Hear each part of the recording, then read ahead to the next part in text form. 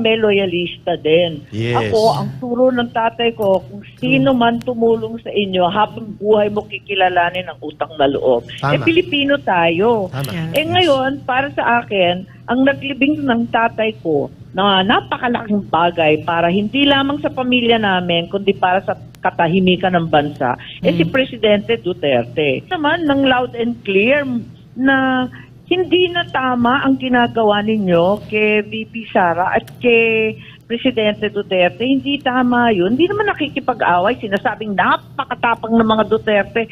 Matapang nga, bait-bait sa atin. Wala namang ginawa kundi tumulong. Nakipag-alyado, kaya nakabalik. Ano pang gusto mo? Ba't natin inaaway ang hindi nakikipag-away? Correct. Nagalit sa akin. Bakit daw ganon? Mas Duterte pa daw ako kesa sa Marcos. Sa loob-loob ko, hindi ka naman Marcos. Hello.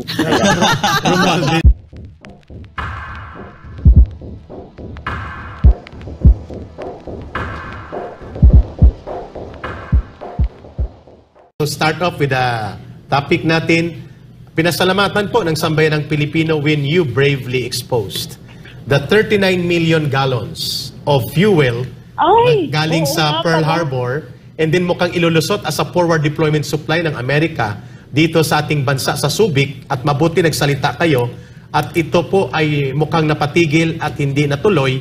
What's your take on this very important national security interest and national sovereignty interest ng ating bansa na inyong ibinunyag noong nakaraang 2 linggo?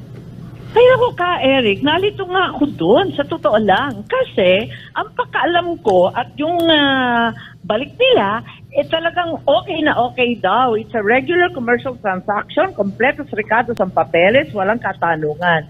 Sabi ko, ano ba yun? Talaga bang binili ng Pilipinas yun sa Amerika? Napakarami naman ng 39 million gallons. Ang sabi sa akin, it's all on the up and up. Tapos sinabi rin ng Amerika, hindi, parating lang. Nabalitaan ko sa mga marites na Ilocano sa Hawaii yan. Sa totoo lang, dahil kasi sabi na, ma'am, bakit pupunta sa Pilipinas yun? Nagtaka rin ako. Nung nagtanong ako, deny to death. Sabi, nako, commercial yan. Walang ganyan-ganyan. AFP, American Embassy, lahat. Tapos, ang pinagtatakan ko, bakit sakto naman sa timing sa Taiwan election? Correct. Talaga bang bobombahin ba yung Taiwan galing sa Ilocos? Ano pa talaga ang pakay? Nakaka-tense. Tapos, eto na, yung sumunod na araw, nag-U-turn daw. Umalis ng Subic. Exactly. Sabi ko, saan pumunta? Napakarami nun. Inaasahan ko pa naman, baka ipamigay na lang sa mga PUP. Rider at operator, type na rin, di ba? Why not? Ay, nako, biglang nag-U-turn. Tapos, ang nakakatawa, yung statement ng AFP, matapos na sabihin na regular at maayos ang transaksyon, biglang sinabing, teka, iimbestigahan pala namin. Abay, ano ba yun? Claro. Kapabalaghan. Yes. Anong tingin mo, ano yun? Kadami-dami nun. Ay, no, nagkakakulo na sa Hawaii nun dahil sabi sa Pearl Harbor, very polluting daw dahil napakarami. Totoo. So marami ng protesta doon sa Hawaii. Ba't ipapadala sa atin kung pollutant at higit sa lahat, anhin yung ganong karami? Binili ba ng Pinas? Dadalhin ba sa Taiwan? Ano ba talaga? Correct. And Senator Amy, even ang Okinawa, nababahala sa Japan, kasi dating military base area ito nila, Right. nagpoprotesta ang mamamayan sa Japan na hindi na sila muling buksan as a military base. At napakaganda ng inyong naging pahayag sapagkat biglang nagkaroon ng national interest ang mamamayang Pilipino sa usaping ito. And to think na mahilig talaga ang Amerika magpalusot ng mga ganitong bagay. Sabi mo nga, strike 3. Yung strike 1, yung Afghanistan issue na ang kanilang mga iniwang ginamit na mga Afghan professionals and mamamayan, ilulusot nila at itatago sa Pilipinas dahil hinahabol na mga Taliban. Ngayon, strike 2, yung mga aircraft, military aircraft nila nakakalusot at walang mga nakikitang coordination na maayos, and then strike 3. How do you look at these things, Senator Amy? At bakit po ninyo ito pinapayag? Ito na talaga ako. By the way, Eric, hanggang ngayon, wala pang sagot. Tinatanong ko, asa na yung 39 million gallons of oil? Mahirap-hirap taguin yun, kadami-dami. Baka naman it's busy polluting the Pacific and the West Philippine Sea. Pwede. Or the Taiwan Strait. Ano bang nangyari doon? Parang bula, kadami-dami nun. The other problem is, etong sinasabi kong strike 1, yung tungkol sa Afghanistan. Alam mo, may sulat na naman. Nabuhay na naman si strike 1, nagiging strike 4 and 1. Dahil yung Afghan, meron na naman sulat kung maari daw i-reconsider na yung mga Afghan dito daw sa Pilipinas ulit ipapadala. Sabi ko, ano na naman to? Kalayo-layo naman natin sa Afghanistan. May mga malalaking base militar sa Omar, sa Qatar, kung saan-saan. Abay, bakit naman dadalhin na naman dito sa Pilipinas na hindi tayo magkaintindihan? Ang labo naman. Pagkatapos, hindi naman mga convicted felons yan. Ikukulong ba natin yan? Eh di, pag hindi kinulong, ano naman, paligoy-ligoy dito. Galit na galit ang mga taga Mindanao at mapayapa sila ngayon, nananahimik, biglang magkakagulo pa sa ISIS sympathizer. At eto, nabubuhay muli. Sa awa ng Diyos, akala ko wala na. Ayun, klaro po. And ma'am, ipapasa ko, Senator Amy, kay Ma'am Lorraine. Thank you for your very clear na pahayag bilang pagtatanggol sa soberanya at integridad at dangal ng bansa na nagsasalita ka in spite of the fact that many times hindi po ito yung nagiging public policy ng inyong kapatid bilang Pangulo ng bansa, but bravely enough, you are standing for the country and the people even if you are Senator Amy Marcos. Thank you for that. Eric, kaya nga kung minsan sinasabihan ko yung kapatid ko, magtiisan na lang tayo kasi ito ang turo ng tatay ko. Kahit ano pang sabihin tungkol sa ama ko, ang totoo, ayaw niya ng ganyan. Pareho sila ni Presidente Duterte, Independent Philippine Policy for Foreign Relations. Senator Amy, yes, this is the Reina. So I went to UP, Diliman. So there were so many lies I believed about your father. No? So we need to be educated about what your father would have said. Kunyari ganito nangyayari. Ano yung na-mention mo kasi yung foreign policy niya, di ba? Ano yung foreign policy ng tatay ninyo, si President Ferdinand Marcos Sr., at how does it compare with yours? Yes, with Well, ako, sunod-sunuran ako doon sa polisiya ng tatay ko kasi parati niyang pinaglalaban yung soberanya natin. Unang-una, dyan sa American bases nga, di ba, nagkagulo. Ang laking bagay nung talagang sinasabi niya, paglalaban daw niya, na dapat bandilang Pilipino ang lilipad dyan kasi tayong nagme-may-ari. Tapos, pumayag after, napakatagal na panahon yan kasi that's daw, ano bang tawag doon? Yung parang embassy na it becomes sovereign territory of the occupying power. Sabi niya, hindi. As a matter of fact, I will charge rental just to show that the Philippine owns the property. So, naglagay pa siya ng rental para talagang ipakita na ang nagmamay-ari ay may bandila at yung binabayaran ng upa. Ayun. So, that was very clear-cut to me. And then later on, isa pa, naglagay pa siya ng provision na every 5 years we will renegotiate. Parang talagang rental, parang leasehold. Eh, ayaw niya pumayag. Sabi niya, naku, ang baba-baba ng binabayaran nila, laki-laki ng pakinabang nila sa atin. Correct. At doon nag-umpisa talaga yung paninira ng Amerikano sa kanya. At higit sa lahat, nung nanalo siya, naging presidente na nga. Kasi siya yung chairman nung sa Senado, chairman na siya ng foreign policy. Nakikita na niya na yung mundo, hindi naman pwedeng bipolar forever. Kalaban lahat ng komunista, tapos puro pro-American. Eh, natatawa nga ako noon kasi galit na galit yung mga Amerikano. Eh, naalala ko, maliit pa akong bata. I think my dad, ilang bang taon kami, mga 9, 7 years old lang kami nung nanalo yung tatay ko. Ang lilit namin Yung tatay ko, pinakabatang presidente. Ang nangyari nun, di ba, ang init-init nung Vietnam War. Kasi 1965, 1966, puro Vietnam War ang pinag-uusapan. Ang organisasyon nun, yung SEATO, Southeast Asian Treaty Organization. Oo, Treaty Organization na ginawa ng Amerikano. Eh sabi niya, gawa tayo ng sarili natin. At doon nag-umpisa yung ASEAN. Sila ni Lee Kuan Yew, si Suharto, si Abdul Razak, yun. Ang mga nag-umpisa ng ASEAN, sabi niya dapat non-aligned tayo. Huwag tayong kakampi kasi kapitbahay natin ang Vietnam. Eh di eto na, naningil na yung mga Amerikano. Sabi nila, nangako ka na magpapadala ka ng sundalo sa Vietnam. Ayan. Sabi niya, nagpadala naman ako. Pero ang pinadala niya, hindi yung may baril. Ang hawak ay ruler at saka pala. Kasi puro sa engineer. Pikon sila sa kanya. Sabi niya, intindihin na lang ninyo kami dahil ang Vietnam magiging kapitbahay, mananatiling kapitbahay namin habang buhay. Samantalang itong gerang to, hindi namin gera. Yes. Ayun. So, tutulong na lang kami. At yun nga, at that time, si General Tobias, nagpatayo ng mga school, mga tulay, at kung ano-ano pa. Klaro. Yes. Thank you. Very clear. Brother Franco, Yes. your take with Senator Amy, Mark. Yes, Senator, napakaganda po nun. Pero gusto ko Ganda. na rin po, Yeah, ganda napakaganda talaga. at least nabigyan Parang ang ng Duterte. No? Kaya nga, that's why tuwan-tuwa ako kay Presidente Duterte, hindi lamang kaibigan, kundi talagang kaalyado at kapareho ang isipan natin na dapat ipaglaban ng soberanya ng Pilipinas. Sigit sa lahat, wala naman tayong kaaway, no? Yeah. Bakit tayo makikisaw-saw sa gera ng iba? Klaro. Yes. Tsaka Senator Amy, no, when si President Duterte sat as in office, no, isa sa unang ginawa niya, he said yes to the burial of your father at the libingan ng mga bayani. E nung panahon na yon, parang radicalized ako. Parang feeling ko ikamamatay ko pag nilibing ang akala ko magko-collapse ako.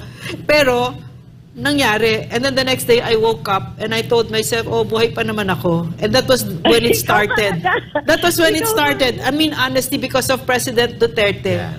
My mind opened and my heart opened. Correct. And to listen to what he was saying, no, na tigilin na natin yan, huwag na tayong mag-away tungkol dyan. No? So, this was my journey with being de-radicalized. It was because of nako, talaga President Duterte. naman. And, Nakakatawa nga ang nangyari noon. Sa totoo lang, maraming gustong tumulong si Presidente Era pero hindi niya nakayanan kasi sobra nga yung public outrage. At galit na galit sa kanya ang dilawan, lahat na galit sa kanya. Eh, sabi ni Presidente Era, ako, lalalim lang ang hidwaan ng ating mamamayan, wag na. Tama. So, atras. Tapos trying hard na naman kami. Ang nangyari, nung panahon ni Presidente Duterte, sabi niya, susunod ako sa batas. Correct. Kung ano yung batas, ang liwaliwanag sa batas, kung talagang naging sundalo, tapos naging Secretary of Defense, pagkatapos may medal. Yeah. Kapag naging presidente, lahat yun pwede. Sabi niya, may 4 grounds. Di susunod ako, tapos, tapos, ang nangyari pa noon, nagkaroon ng kaso. May nagkaso, hindi ko na maalala kung sino. Alamang CPP yan. Yeah, Oo, sila nga. Sila yan. Pa, ever. Si Franz Anyway, Castro. sa awa ng Diyos, bonggang-bonggang talo sila. At Supreme Court na nagsalita, Senator Amy, At Supreme Court na nagsalita. At lahat yon ay appointee ng mga you-know-who before President Duterte. Hindi naman natin kaalyado yun. Yes. Abay, nanalo. Nung nagkakaso, abala ako, sabi ko kay Presidente Duterte, naku, maiipit lang kayo, kauumpisa lang ninyo. Kasi 2016 pa lang yun eh. Yeah. Sabi ko kay Presidente, naku Rodi, wag na natin ituloy, maiipit ka lang dyan. At malilintigan yung administrasyon mo, kauumpisa pa lang, may kaso na. Tapos sabi niya, hindi, maganda yan. Ipaglaban ninyo yung kaso, pero manalo kayo. Yun ang Manalo sabi talaga. sa akin. Yes. Sabi ko, ako, mahirap yata manalo, hindi naman natin kaalyado yan. Ay, basta ipaglaban ninyo kasi 4 ang grounds mo dyan. Correct. Ang kailangan mo lang isang ground. Ayun. Nanalo nga. At naging maigi. Pati siya, sabi niya, wala naman akong gagawin, kundi execute the judgment, tapos in-enforce niya. Yun ang sinabi niya. And then people embraced it. Hindi nag-alasa ang taong bayan because they were given the other side of truth na dinistort sa matagal na panahon sa mga schools and universities about your father and about his government. And Senator Amy, ang grupo pala na nag-file ng kaso, naalala ko ay grupo ng CPP, Karma. Yung movement karma against... kung sino man sila na may bad karma. Yun, nag-bad karma sa kanila. Grupo nila Pedislim. Brother Franco, take it away. One last lang, Senator. ikaw muna. One last. So, Yes, Doc. So, does it maybe break your heart that President Duterte is being treated this way by the Marcos administration? As a destabilizer, to be frank. Never mind about the heartbreak die. Naku, ipaglaban natin yan. Hindi pwede yan. Naku, Okay. malaking gulo yan. Alam niyo, parati ko yan sinasabi, nagtataka yung marami, bakit may loyalista pa hanggang ngayon, katagal-tagal ng panahon, bakit kami Yes. pinaglalaban? At ang simpleng sagot ko ay dahil kami loyalista din. Yes. Ako, ang turo ng tatay ko, kung sino man tumulong sa inyo, habang buhay mo kikilalanin ang utang na loob. Tama. Pilipino tayo. Tama. Yeah. Ngayon, para sa akin, ang naglibing ng tatay ko na napakalaking bagay para hindi lamang sa pamilya namin, kundi para sa katahimikan ng bansa, si Presidente Duterte. True. Sabi nga niya, hindi dahil kaibigan ko, kahit kaibigan ko talaga, kundi nasa tama. Ayun. Thank you. Thank you. Thank you. Nasa So tama, much, nasa batas at Kaya yung niyakap ng mga ICC yan na yan, ako ha, yung mga ICC na yan, na sinasabing umaaligid, maghanda sila, wag pupunta-punta sa Ilocos at malaking gulo yan. Yes. Tama. Sa Davao sila pumunta. Okay, good. Correct, Ma'am Ay, Lorraine. kaya nga tama. Nako, talaga naman, nakakainis. Pero panay naman daw ang punta sa Davao, wala naman natutuklasan. Tingnan mo yan. Yes, Correct. Senator Franco. Magandang umaga po, Senator, at Franco Baranda po ay narito. Ay sa po sa Ay, ating kumusta? Yes, Senator, ang aking katanungan lang po ay syempre, kaugnay na rin po sa ating former president ay tila ikinadismaya po ni House Speaker ang tila pagpanig niyo po sa mga Duterte. Gusto lang po namin bigyang ano po Really? masasabi niyo po dito? Yeah. Yes, may lumalabas na mga Lumabas kahapon sa Yeah. news sa dalawang Sa news. telebisyon na Nadidismaya Senator siya. Amy. Yes. Nga, tapos nagalit nga sa akin yan kasi tinatanong sa akin nung Marites na yon na ano daw ang relasyon namin ni Martin. Sabi ko, syempre, mga pinsan kami, pinsan buo ako, no? At kilala ko naman habang buhay yan. Okay lang naman, pabanjing-banjing lang naman kami. Hindi ko maakalain magiging ganito, ano?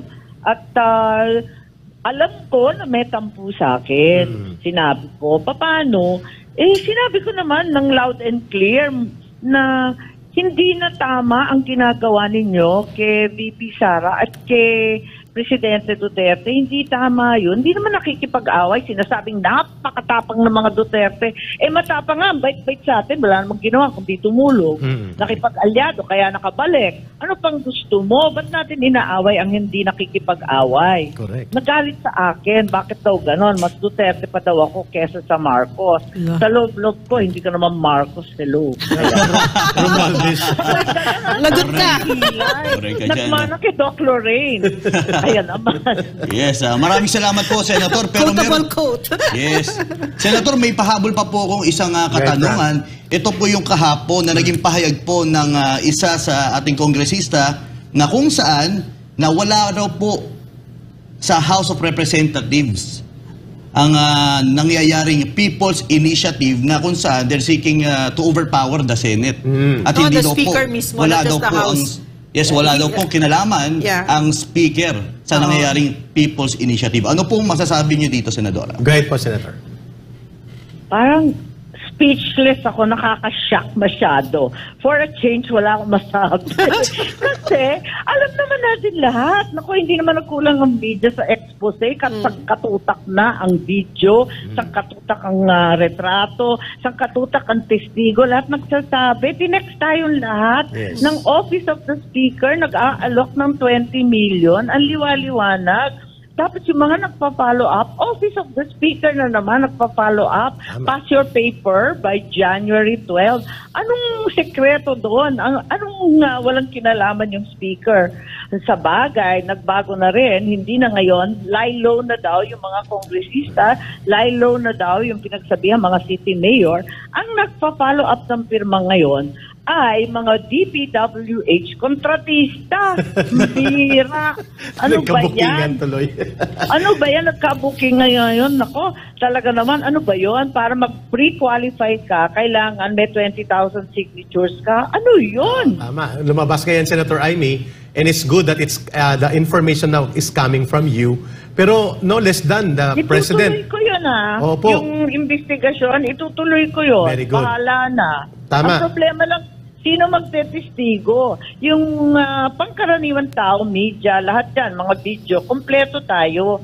Ang kaso, sino magsasalita ng taga-Congress? Yun ang problema ko. Kasi syempre, ang takot lang nila, masisiro ang distrito. Tama. Senator Amy, speaking of the People's Initiative, no less than your brother, the President Bongbong Marcos Jr., made a dialogue meeting with Senate President Zubiri, Speaker Martin Romualdez, Senator Ligarda, and Congressman Sandro Marcos, and ang kanyang presidential assistant na si Anton Lagdameo.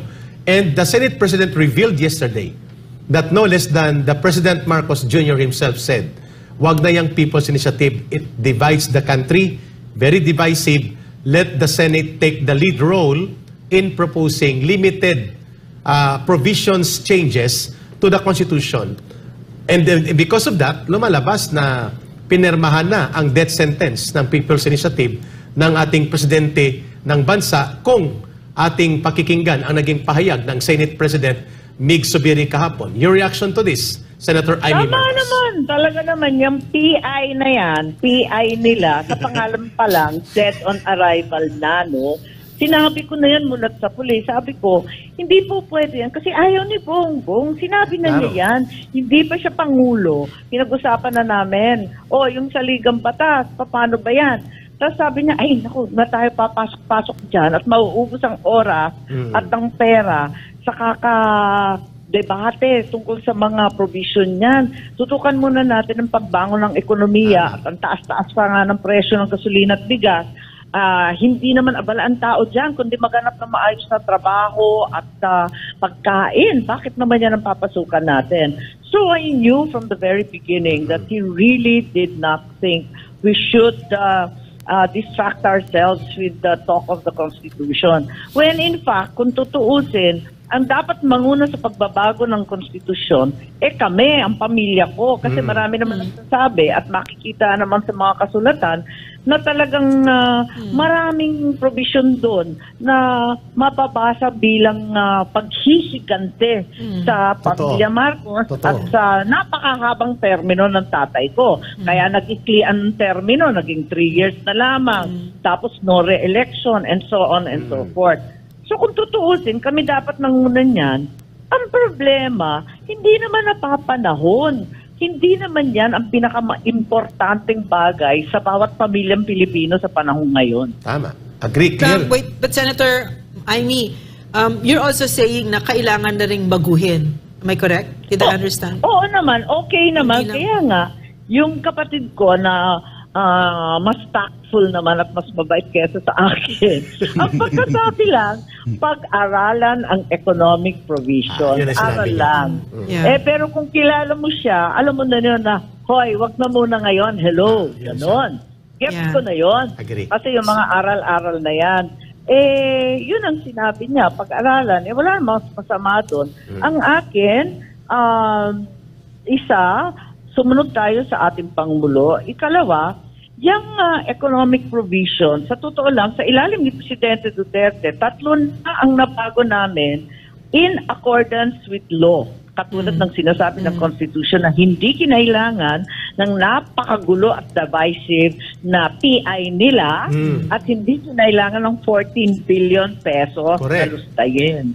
Ang ginawa natin, yung Public Services Act, na bago yun, including telecommunications, which was so controversial and involved hours and hours of endless debate. Tapos, nabago rin yung Retail Trade Act, kung saan yung maliliit na investor na dayuhan ay pwede mag-invest sa iba't ibang restaurant, hotel. Basta yung small time, okay na. Tapos yung ikatlo, yung pinasok ko, yung Foreign Investment Act, na pinalawak yung mga sektor na pwedeng pasukan ng foreign investor. Ang tanong ko, pwede naman pala, hindi naman kinailangan na buwagin yung konstitusyon at magkagulo ang buong mundo. Bakit hindi na lang ganun, isa-isahin natin? Asan ba yung listahan ng mahiwagang economic provisions na yan?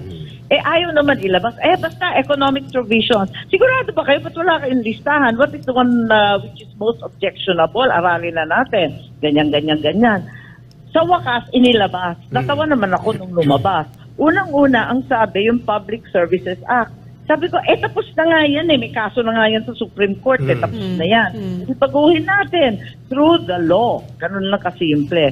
Ikalawa, edukasyon. Yes. Sabi ko, teka. Yung buong edukasyon ba hanggang sa elementary, papasukin ang mga foreigner? Sure kayo? Baka hindi na natin kilala mga anak natin, is burst na magsalita. Maloka tayo. Ayun.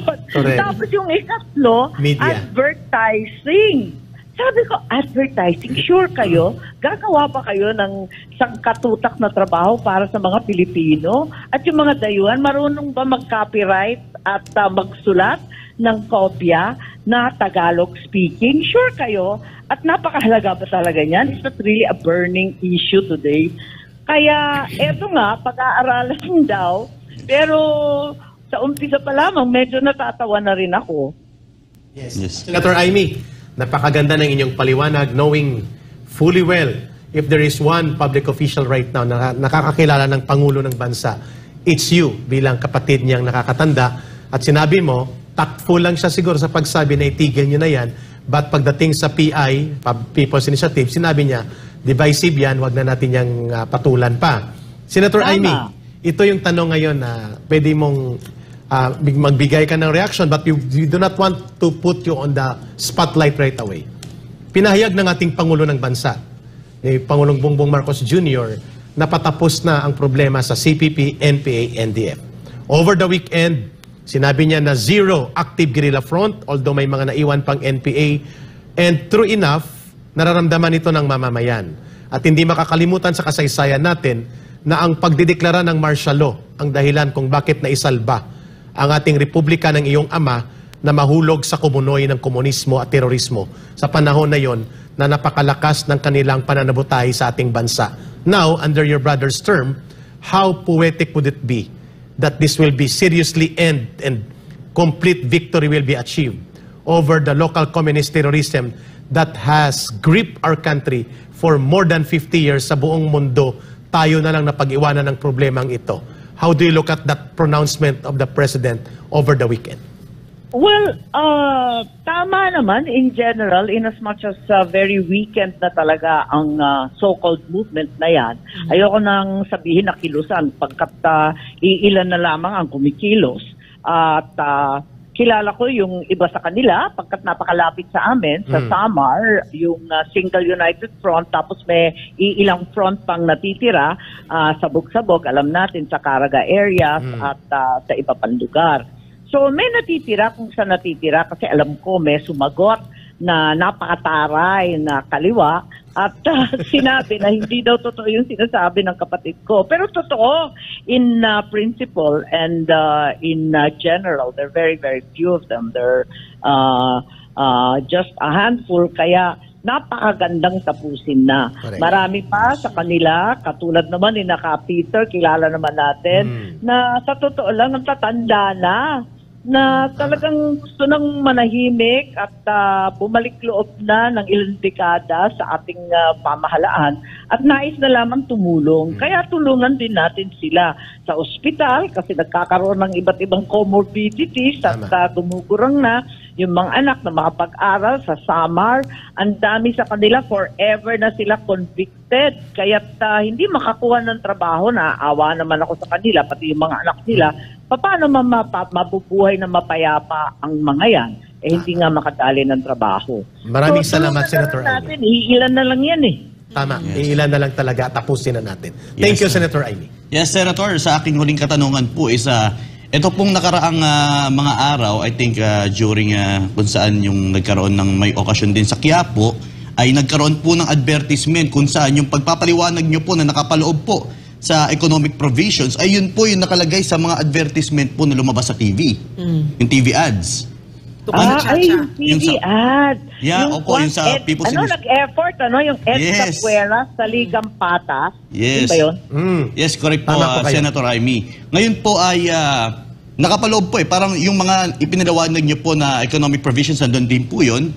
At ano po masasabi nyo dito, kaugnay din po dito is ano pong masasabi nyo? Dahil pondo po, ginastosan po iyon, maliban doon, yung paggasto sa malawakang People's Initiative, meron po ba tayong plano na habulin, especially kung alam po natin na pondo po ng taong bayan ang nagastos po dito? Well, yung alok na sinasabi ko na 20 million, talagang pera ng pamahalan yun. Dahil DSWD, 5 million, 10 million yung sinasabing medical assistance ng DOH, at saka 5 million yung sinasabing DOLE. No? So, total of 20, kada distrito, at manggagaling sa kabanbayan yon, maliwanag. Yung sa TV ad naman, ang sinasabi nila, nag-donate daw ang iba't ibang mga grupo at pinangunahan ng nabuhay ulit na resurrected pirma. At sila daw ang pasimuno nun at pribado daw yon. Kaya't hindi daw sila pwede pakialaman dahil sila naman daw mga private sector na gusto lamang ipaltan yung ating saligang batas. Yun, magtataka lang ako paano nangyari yun at bakit huling nabuhay yung pirma. Dahil lang pagkalam ko, kumikilos na to before Christmas pa biglang umapir lang sila sa TV ad. Tama. Agree. So, yung 20 million, may public interest doon ng mamamayan sapagkat yun ay mga pledges. Definitely. Yeah. Kaya nga sinasabi ko, kahit paano itutuloy ko yung investigasyon, yun nga, makakagilap lang tayo, matatapang ng mga testigo. Ayun. Kaya siguro, kung maaari yung SMNI at yung iba pa nating kaibigan sa media at yung mga mamayang nakikinig, nananawagan po ako na sana kung may kaalaman kayo tungkol dito, mag-volunteer po kayo, papakinggan natin lahat. Ayun. Yan. Senator Amy, we're running out of time. I really have so many more questions, pero anytime, I'll come right back. yeah, very good. Thank you. But I want to ask one more kasi what's happening right now sa ating bansa, talaga nagugulat kami yung garapalan, no? Garapalan and unfortunately mga kamag-anak mo, 'di ba? Ang top players dito, pero fortunately nagsasalita ka, 'di ba? Which is a comfort to so many of us. So ang isang tanong ko na lang talaga dito, pag ikaw pinapipili, kasi nakikita namin lahat ito and we all went through this, no, a lot of us, the politics being the way it is in our country, very divisive, where we have all these factions in our family and friends, di ba? Pero sa iyo, bilang senador, no, ano ba talaga ang guiding light mo? Bayan ba o pamilya? Ano ba yung inuuna mo dito? Totoo ba itong nakikita namin na yung bayan yung inuuna mo at bakit? Yes. Kung aasahan ako ng tulong at hihingan ako ng payo, siyempre, pamilya muna. Lagi kong tutulungan ang kamag-anak ko kahit papano. Pero, ang naghalal sa akin, sa pwestong ito, taong bayan. Kaya ako senador dahil sa bayan. Kaya kikilos ako lagi para sa bayan muna. Mas mahalaga ang ating bansa kesa sa ating mga kamag-anak. Tiisa na lang po tayo. At ang totoo, bawat isa sa atin, at intindihin na lang ninyo at pag-unawa at unawain ang sitwasyon ko. Lahat naman tayo talagang naiipit pagkat hindi natin napipili ang ating kamag-anak. Yes. Shout out sa mga kamag-anak. Correct po, Senator Amy. True. It's true. Yeah. Ang kontrabida in the family. Tama si Senator Amy. Madami lang yun sa amin. At ang sinasabi nga ng mga mamamayan at ng mga matatanda, you can choose your friends, but not your family. At ang mahalaga dyan, Senator Amy, you can speak out your mind and your heart for the best interest of the people, no matter na nandyan minsan ang mga family relations complications, and yet you can stand out in the need of the people to hear mula sa Senado, kagaya mo, una kayong tumuligsa sa budol-budol na People's Initiative, tinuligsa ninyo na kahit alam ninyo na ito'y pakana ng grupo ng inyong pinsan at hindi naman yan maitatatwa pa. And then you also spoke out on the national and foreign relations policies and programs na kailangang bantayan ng ating Pangulo ng Bansa who happens to be your brother, and yet you can speak out your mind. Yun ang nakikita ng mamamayan. And you spoke out also in the defense of the Vice President, lalo na nang siya ay dinudurog ng propaganda ng CPP, NPA, NDF at ng mga politikong sip-sip sa Kongreso.